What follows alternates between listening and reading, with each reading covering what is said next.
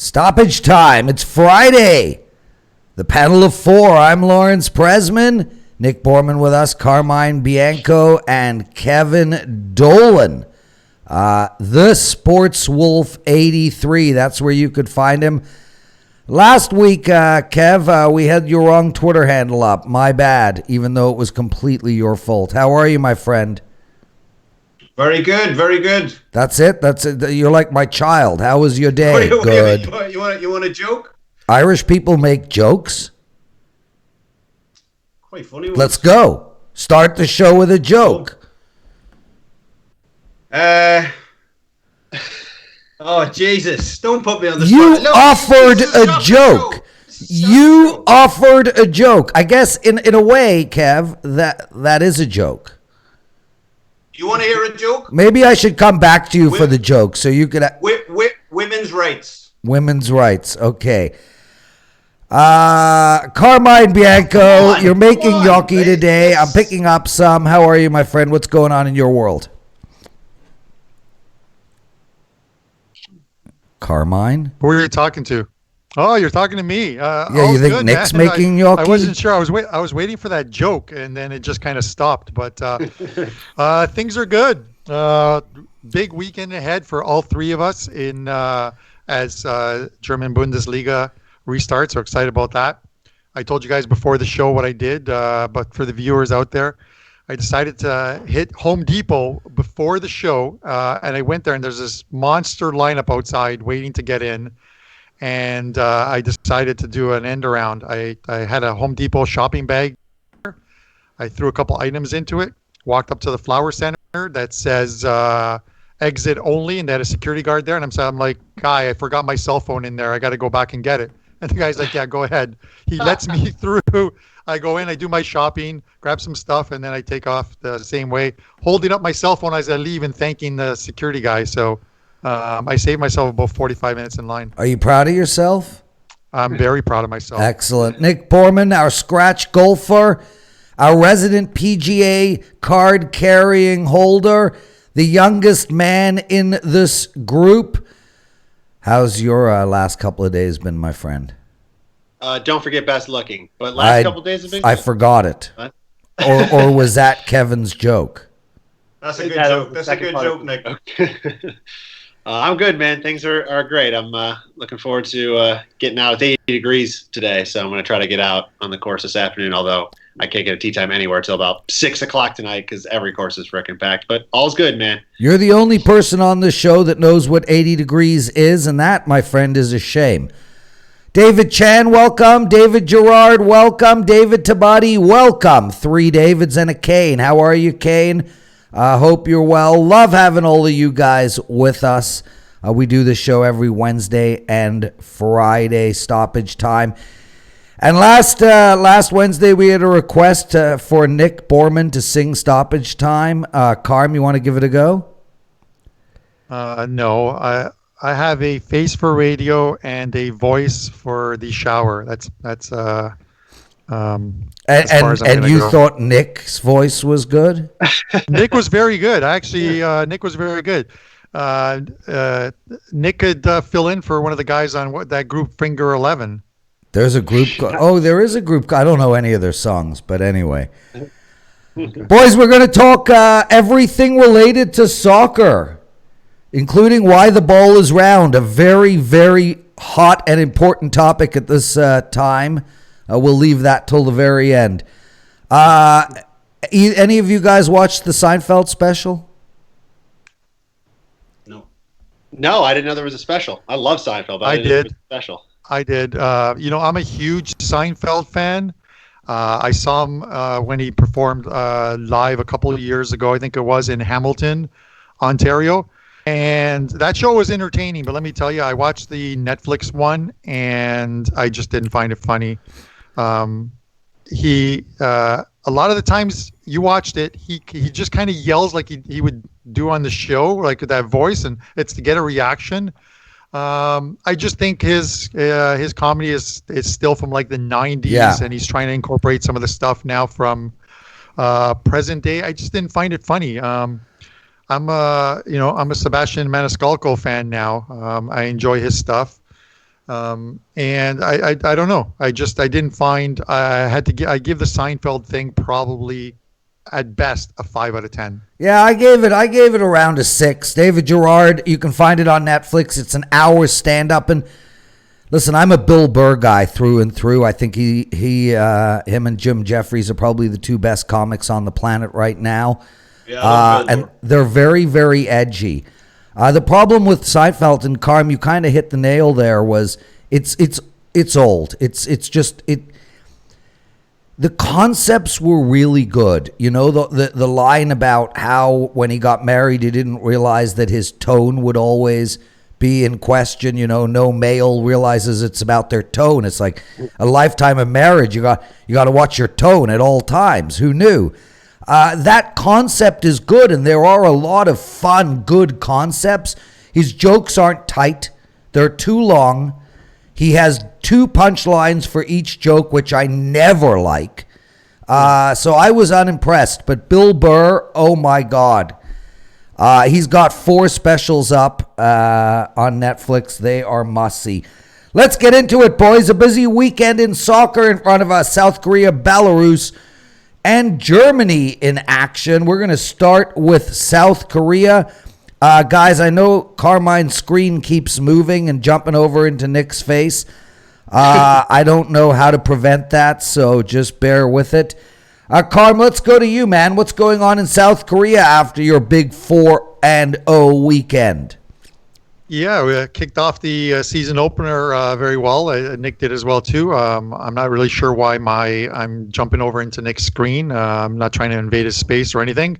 Unbelievable. But yeah, no. Never ends, I've got a 2-pack up now at Wagertalk, but I've got a free play. This one goes early Sunday morning. I think it's like a 3 a.m. or 6 a.m. game, depending on the website. I think shows it in Pacific time. But it's the this is in the FC Seoul game. They're at home against I'll probably pronounce this wrong, but Gwangju FC. Kevin will tell me if I pronounce that right later. I'm going to go over 2.5 in this game. I was surprised they lost their opener. They actually held the lead for the first 56 minutes of the game before they fell apart. They allowed a couple goals in the last 5 minutes of the 90, and they lost 3-1 in that game. I think this is a good bounce back spot for them. But I'm actually looking at the total instead, because historically these teams just seem to put up big numbers when they face each other. You know, the last 7 have gone over the current total of 2.5. It's 2.5 minus 106. The last 7 have gone over the total, averaging 4 goals per game. And 5 of the last 6 in Seoul have gone over the total with a 4.4 goals per game average over those games. You know, both these teams having lost their openers, they're going to want to pick up the 3 points here. They're not looking for single point draws. So I think this is going to be a lively one on Sunday. So I'm going to go over the total of 2.5.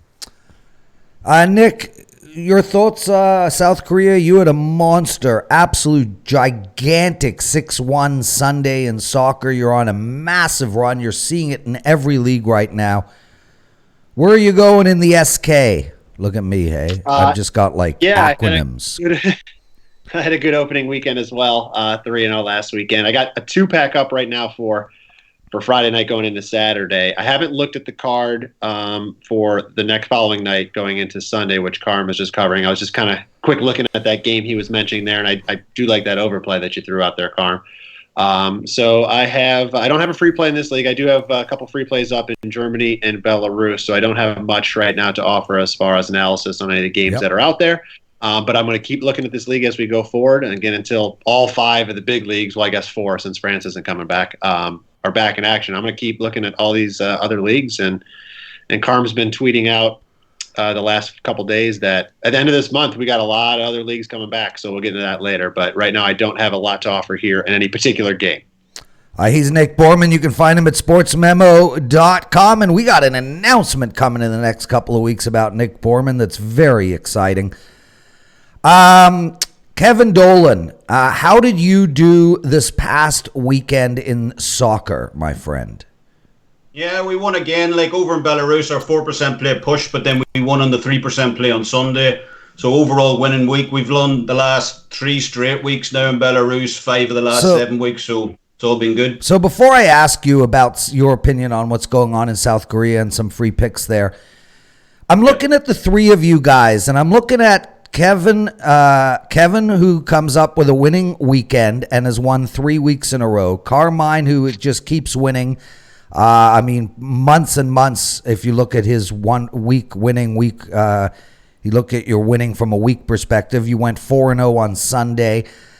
Nick Borrman, who is just smoking it, 6-1 in his last 7, had a dominant weekend. And I have a person in the chat room that says you can't handicap games without fans and untrained legs. I never knew how to train legs. Perhaps the Tiger King could help with that. Maybe you whip him. How do you train legs? But anyway, how is it that the three of you guys just constantly win in an environment with no fans in the stadium and untrained legs? Carmine? I'll jump in because I did see that question in the stands. And, we talked about the last show is, we're always reevaluating our opinions on games and leagues as we go on. But you have to remember, before this German restart and before the Belarus and before South Korea starting, Turkey's Super League were playing in empty stadiums, and we were handicapping those games, and it helped formulate ideas on how some of these games are going to be played. And in Germany, a couple of games before they went to this 2-month break were played in empty stadiums. So it's something that's not unfamiliar to us. We're used to it, and we'll gauge it as we go. But it's still quality versus quality when these teams are on the field. Having an empty stadium doesn't equate to games going under or games going over or dogs now covering. Carm, I was slightly facetious on my question. Do you know that's the only word in the English language where A, E, I, O, U follow each other consecutively? Only one. No. Wow. I think I knew that at one point, but Zion Betts, welcome to the show. Great work on winning your game. El Duque, listen, brother, you can. We love having you. Brian Watson, nice to see you, and Abel, of course. Abel, these guys, man, I'm telling you, I feel like we're all friends. We're gonna do a party in Vegas at some point, and hopefully you guys will come down. Kevin Dolan, South Korea, what do you got for us for this weekend? Arguably the biggest buzz game of the week is going to be Daegu hosting Pohang. The reason for that is Daegu are a young team. The other reason, Daegu have traditionally been very bad, but in the last number of seasons they've slowly climbed the table through good management. They've got a lot of investment. Last season they finished 5th, so a lot of Koreans are interested to see if they can break into the top 4. Look, we know about Jeonbuk, we know about Ulsan, we know about FC Seoul. Pohang are in that top 4, top 5. They're one of the top teams in the country. So this is almost going to be like a changing of the guard game. People are interested in that regard. You got the young team in Daegu. You got the traditional team in Pohang. So they're going at it. It's a close line. It's around a quarter of a goal line, and it's just interesting in that regard. As well as that, Daegu have a very international full forward line. Damjanovic, he's from Montenegro. Edgar, Cecina from Brazil. So there's a lot of international flavour, and that's the game that I see most Koreans talking about this week in terms of that game. I would lean towards the over. The total line is set at over 2.25 goals. That's the way I would lean. However, I'm a little bit I want to see a couple of weeks in the bag. I didn't start capping Belarus until week 4. And it's the same with South Korea. I want to see a couple of weeks go by before I start getting involved with my money, so to speak. So again, that's the way I'd lean. Very interesting game just from a standpoint, just to see if they can actually break into the top 4. And over 2.25 goals is the way I'd look. He's Kevin Dolan. You can find him at Wagertalk.com. The only man on this panel who wrote a book on sports handicapping. Nick and Carm, have you read it? You say yes. I have not. I want an autographed copy sent along with a nice bottle of Irish whiskey as well. Thank you. Yeah, I don't want the Irish whiskey, but you want to send me a book that I'll never read? I will put it on the shelf, brother. But Nick, you did read the book, right? I mean, that's where you cut your teeth, which, by the way, are extremely large. Just want to throw that out there. It's just the camera angle. Maybe I have small gums. That, it's all about the balance. I don't know. The book, fantastic, Kevin, and I thank you for the signed copy that you did send me. It's on my mantle, and I pretty much go to sleep with it every night. So it's a good read.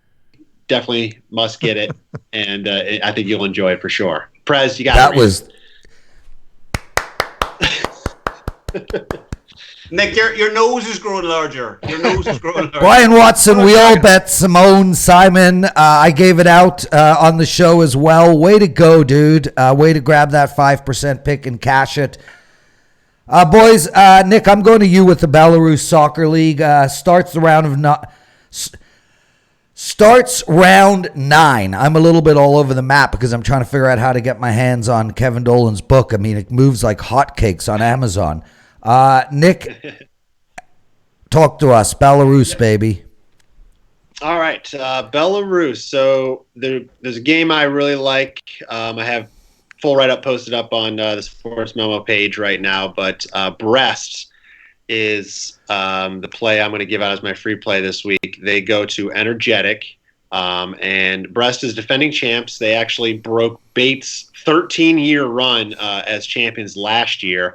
They were fantastic. They had one single loss in 30 games last year at 23-6-1. They had a 70-22, so plus 48 goal differential, and they were unbeaten on the road, which is pretty remarkable. Last year, Energetic finished number 12 in the table. They had a 8-9-13 record, and they were the worst defense in the league. They conceded 66 goals. The reason they weren't relegated or right at the bottom of the table is because they ended up scoring 52 as well. So very high scoring and very high conceding team. But I'm not looking at the total in this one. I'm looking at Brest on the side right now. If you look at them where they stand right now, they're right next to each other in the standings. But the numbers are still way in Brest's favor, even though the results haven't quite gotten to their side yet. They lead the league, Brest does, in shots on goal per game. They have 8.1 on goal per game. The league average is 5, and Energetic is just below that at 4.9.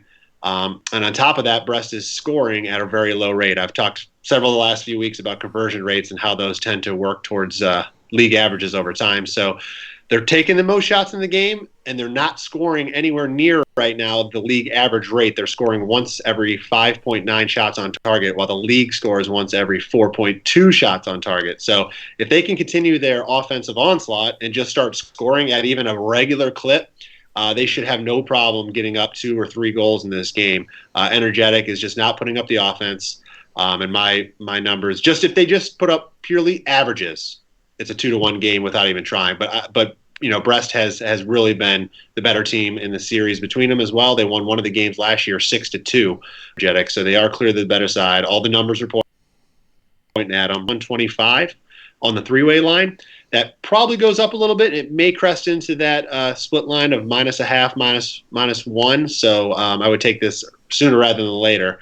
But I like Brest here, Belarus this weekend, Press. Kev, you're killing it in the Belarus Soccer League. Look, everybody is energetic about Brest. I like side Brest. Nice. Nick likes side Brest. What are your thoughts on side Brest? Well, I'm going to cheer you up here because my free play is going to be on Brest, but a different one. I mean, what man's free play isn't on Brest? I'm going to be playing Rook Brest for my free play. So it's Smolovic at Rook Brest. I like this game. There's 2 Brests? There's 2 Brests. Oh, I mean, one breast would look pretty weird. Oh, God. I hope Rick Alec is not listening to this show. Sorry, Rick. Smolovic at Rook Brest is going to be the 2%. Done the full write-up over Wagertalk, but, just to summarize it, Rook Brest, they're unbeaten in their last 5. Smolovic come off 3 straight defeats, but in fairness, that was a kind of who's who in the Belarus league. 3 weeks ago, they lost to Dynamo Minsk. They finished like 4th last season. They also lost to Energetic. They were 4th on the table this year. And then they were involved like an absolute shootout last week, 5-3 against Beit Borisov. Nick just talked about how good Beit Borisov, like 12, 13 straight titles. They're, the face team of this league. And Smolovic were very unlucky to come out of that game with 0. I mean, they fell 3-1 behind. They came back to 3-3. Eventually, lost at late 5-3. Really entertaining game. And I would also say Smolovic are one of the few teams that actually play. We see this in every league. They're one of the few teams who play better on the road than they do at home. So I expect them to do pretty well here. They've only lost one game on the road all season. That was to Islok early in the season. And again, that was a 1-0. Islok got a very late goal in that. So potentially, they were in a position to come out of that game with something. Rook Brest are the same. They only gave up 0.67 goals at home. They've only lost once at home as well. So I see this being a tight, cagey affair. We talked about the correlation between totals, the over-under, and the result of a likely game as well last week. It's the same. This goal line set at 2. Both of these teams, especially Rook Brest, don't allow a lot at home. I see the value being on a draw. I was looking at Smolovic plus the half a goal. I think the outright draw plus 249 we're getting on that. I think that's a value play, and that's something that I'll be on this Sunday.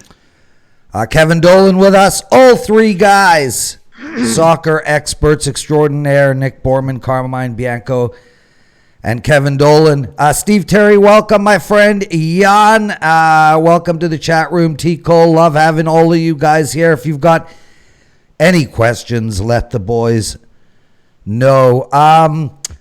We're going to talk Germany, and then we're going to do a European update. But before we get into that, one at a time, Nick, what do you got up for sale? Any promotions for you? Is SOC99 still active? It is active through tomorrow, yes. So that's the 30-day access for soccer for $99. So, yes, that's active through tomorrow. I have $2 play of the week, 5% going in Germany on Saturday morning. So that's up right now. And I actually have a second 5% play on the same day on Saturday, which is very, very rare. This is only my third 5% of the month. So to have 2 on one day is pretty unique. So that's up as well. 2-pack in South Korea and another 2-pack in Germany. So a lot up there for sale right now. Good time to hop on board, maybe get a 3-day because we got Germany action all weekend. But yeah, I'm excited about this weekend. I think it's going to be very good. I love some of the numbers that are out there. So that's what I have up right now. Excellent, my friend. And guys, SOC99, that's the promo code over at Sports Memo. $99 for a month of Nick Borrman. Carm, what promos you got up? What's your card look like for this weekend? I have on Sunday, I have a 5% play in the Bundesliga. On Saturday, I also have a 3-pack currently up for the games. Obviously, all those games go at 9:30 in the morning. And then the other thing that I also have up is South Korean, a 2-pack, and that goes 1 a.m. in the morning is the first game Saturday morning. So it's a early start. I have, and I put this out maybe twice a year. I have a promo up at Wagertalk where you can get a full year of soccer for $500 off. You use promo soccer 500. And it drops the price from $9.99 to $4.99. So that's basically 73 cents. 73 cents a day. How much a minute? A cup of coffee. That's a great deal though. $4.99. I mean, think about it. You're paying $99 for a month of Nick and 5 times that for a year of Carmine. That's a great package. What's the promo code?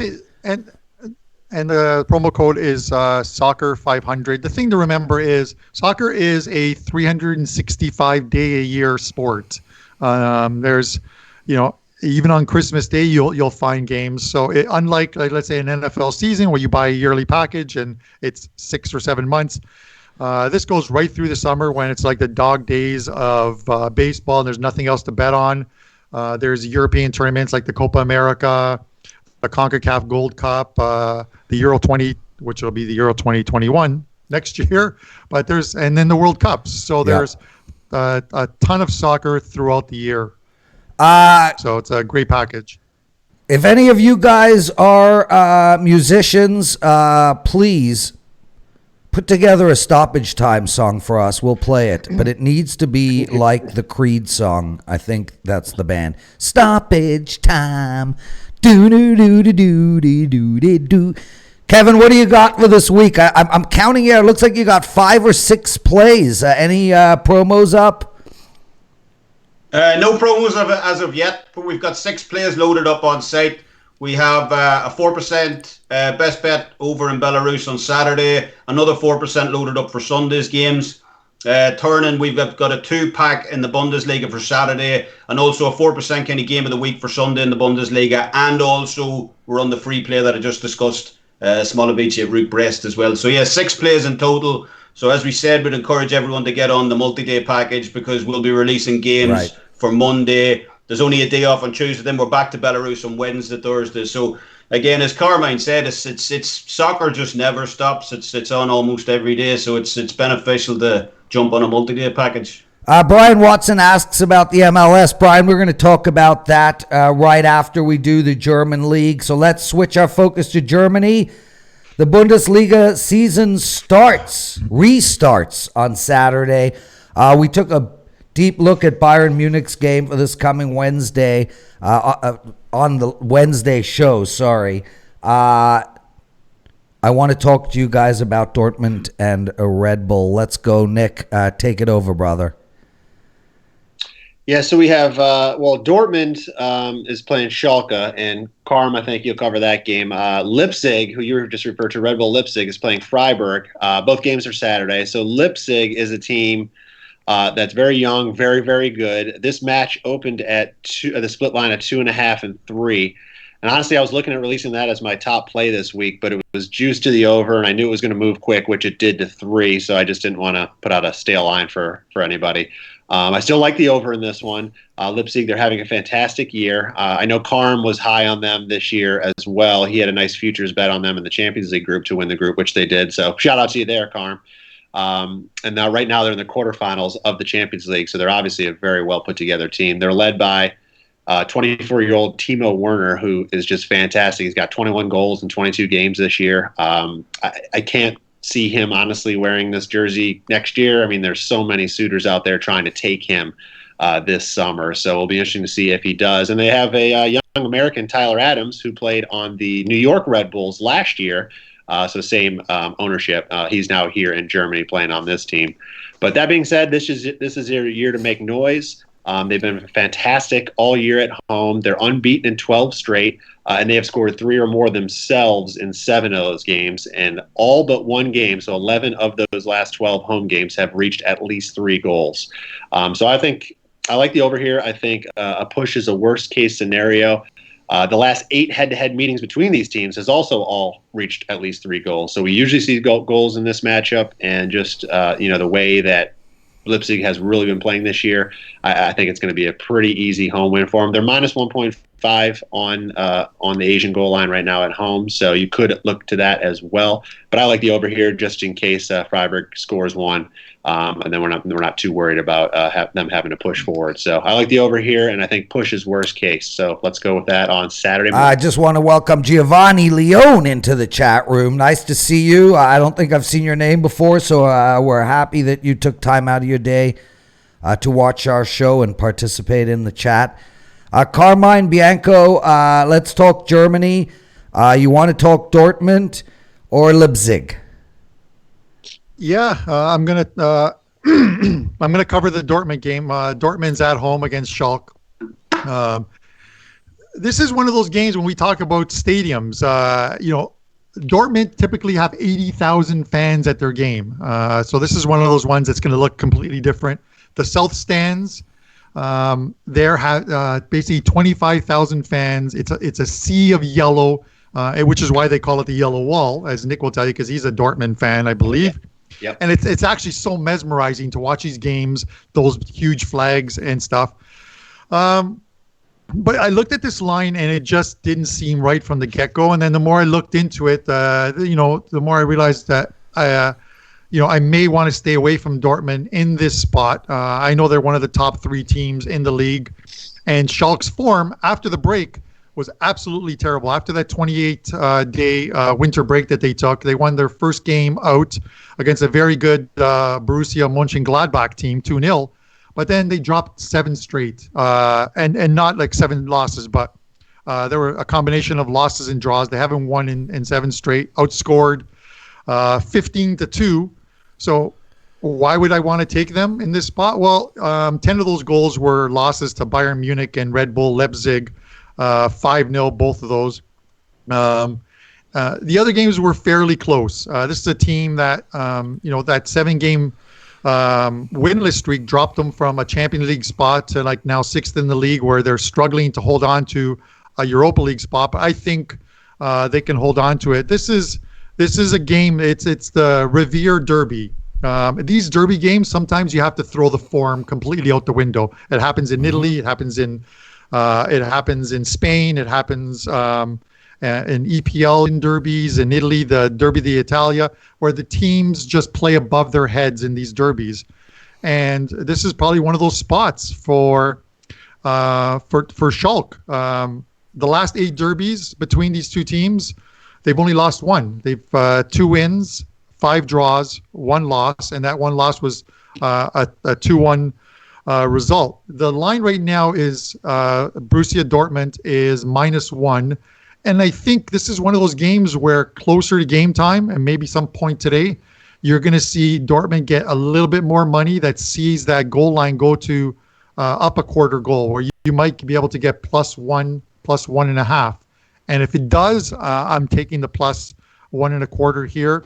I think it could be a tight one, and it could very well end in a draw. So I'm willing to take the plus goal here, and if I can get a little higher on that, I'll take the goal and a quarter. Kevin Dolan, any thoughts, any free picks for us on German soccer? Yeah, for sure. I'll go to Nick's game. I'm kind of debating whether to make an actual play on this, but it's definitely, a play that I like. Is look, we're going to look at like Leipzig, definitely one of the hottest teams. We actually gave them out on the Champions League video that we did in Vegas in February at 20-1. They're one of my favorite teams in Europe for sure. And as Nick alluded to, Timo Werner, what a fantastic second behind Lewandowski in goals in the Bundesliga.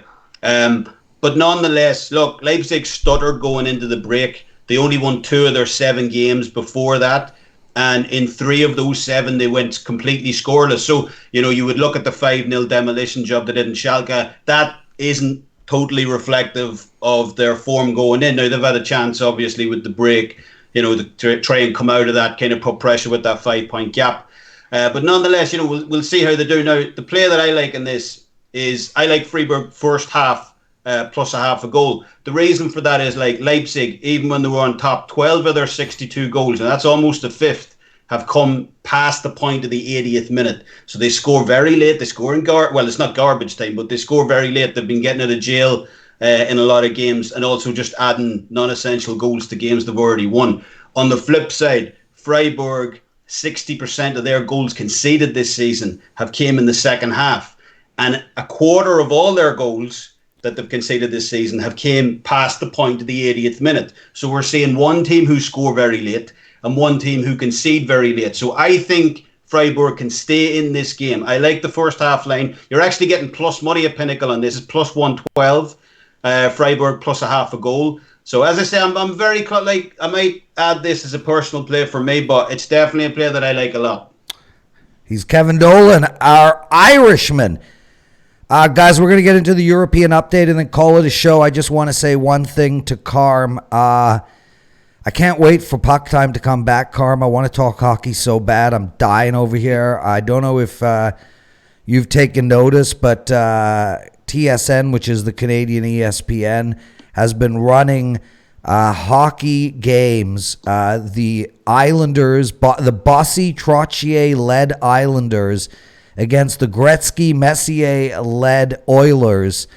I have so much to talk about just watching that style of hockey and how empty the nets look with the goalies and actual normal equipment.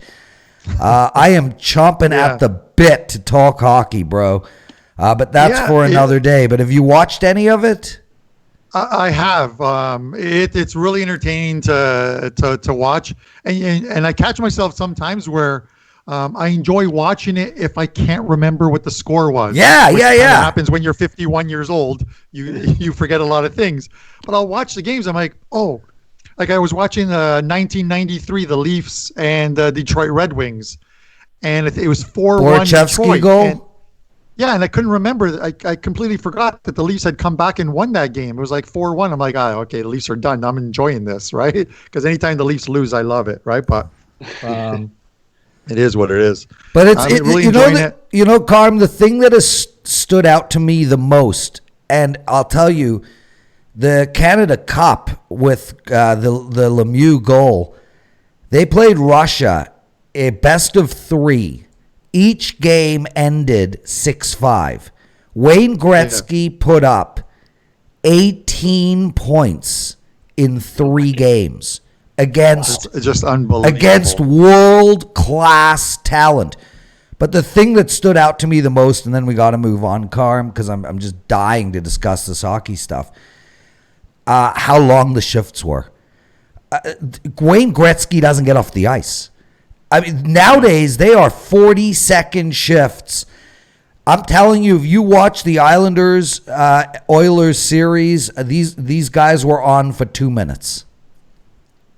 Yeah, the only comparable thing nowadays in the NHL is maybe on a power play with Ovechkin, where you'll see him almost out there for the full 2 minutes at times, right? He parks himself on that face-off circle spot there for the the cross ice one-timer. The slot. Let's wrap the show up. Carm, Kev, Nick, I need a European update. Carm, you always start first here. So fill us in, and then we'll get some thoughts from the other two boys. Yeah, the government in the UK has given sport the go-ahead. It's now just the EPL, a series of meetings on safety measure, but and how they're going to play the last 92 games or so. But I think they're on course for their project restart and June the 12th. Spain aiming for June the 12th. The Italian government, the go-ahead they've gotten, so they'll restart on June the 13th. This is all sounding good. MLS. Because we're going to switch it over to North America. MLS, this is what the plan is looking like, and we should know more in the next few days. All games to be played in Orlando. The teams will arrive on June the 1st, and they'll start training on June 1st, and then start on July 1st. Well, they'll play through the month of July before they decide on whether to head back to their stadiums or to keep it down there. But all 26 teams will start play in Orlando and restart on July the 1st. That is what they're aiming for as of a couple days ago. And they have more news forthcoming early next week, they said.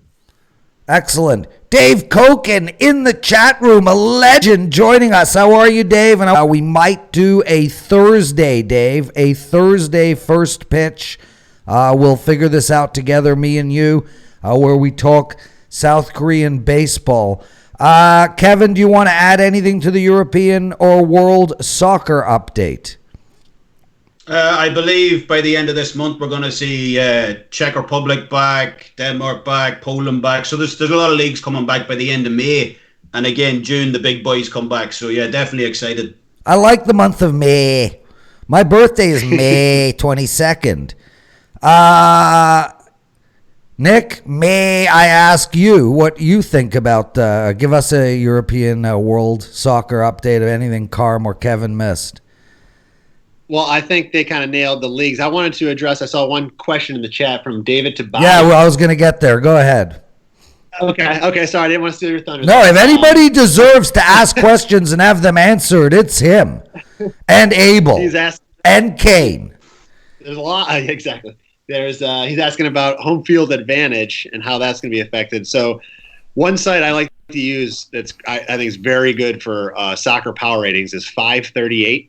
Spelled out, I'm sure you've heard of it, but spelled out 5338.com. And they have on there a 10% adjustment for home field right now, down obviously without their fans in there. So take that for what it's worth. It's not my answer, but it's an answer that I thought is that a good source that I use that has really, really good data on these teams and has good power rankings behind these teams is using. So I found that very interesting. I thought that would be neat to share with David, so he had some sort of basis to kind of go off of. Kev, anything in the UFC for Saturday night worth betting from your end? I haven't got the information yet, although on Wednesday night we came off a 2-0 night, so we didn't do so good last weekend on the plays we gave out here. We might have got a wee bit greedy in respects like Qatar by decision. Qatar just ended up winning the fight. Cowboy was on the wrong side. Ferguson got me excited with that second round uppercut that he delivered, but I had the KO at plus 280, but nonetheless fell through. So bounced back on Wednesday, we went 2-0 with Ricky Simon and Ben Rothwell. As we say, I just get this information, pass it on as my own, so but nothing as of yet for this Saturday. I'll be sure maybe to tweet it out if we get something down the line. Yeah, brother, I'm rolling in the UFC right now. I had Simon as well, Simone, on Wednesday night. I cashed that. I also had Dober. I cashed that. I went 5 out of 6. My only loser was. And then you got mad at me. Yeah, yeah. So Nick, Saturday night, Carm sends me 4 parlays. Right, they're all ridiculous. $5 make 12,000, and I'm like, okay, I'm in. I bet all 4. They all lost. Wednesday night, it's midnight. I get a text from Carm. About time my parlay wins, and then there's his parlay. He didn't send it to me. The one he conveniently forgot? Yeah. And listen, it wasn't my picks. I followed the Wagertalk guys. Oh my God, are they rolling, dude? Johnny the Greek, they're absolutely rolling. So I just looked at their plays. I fit 4 of them into a parlay and with a nice payout, and they all cashed. So I was like, oh, this is pretty cool. I'm gonna send this to Prez just to piss him off. Yeah, well, it did. I like Walt Harris at -160, but it's going to be a very small bet. I haven't been able to find anything that really stands out to me for the Saturday card, but I do like Walt at a -160-ish. But it's not going to be my regular size bet. That's the show, everybody. Thank you all for joining us. Grady Sass, good luck on your Byron over 1.5 in the second half. Simone, hope Dortmund will win by 3 goals for you. Brian, Giovanni, all the Davids, Kane, Abel, we love having you here. What, Kev? Can I just interrupt 1 second? I'm going to redeem myself with the best joke you've ever heard next week. Oh, okay? God. Get prepared. Get prepared. The best joke ever. The best joke you've ever heard. Guys, all I want to say is Nick, Prez, awesome hosting show, but Nick and Kevin, you guys are the breast. You really are. I mean, Nick's more of the side breast where Kevin is the full-on. Thank you for saying that, Carm. Now Rick won't just lecture me. I hope you guys find this a fun show. We talk sports. We give out a ton of information on the soccer show, but any show I host is going to be kept light and fun. It's a pleasure. Make sure to check back 3 p.m. Eastern for the Pony Pundits with Marco and Sig and the 2 most ridiculous Hawaiian shirts you've ever seen in your life. Boys, thank you. What a pleasure. Peace we'll out. see you all Wednesday. See you guys.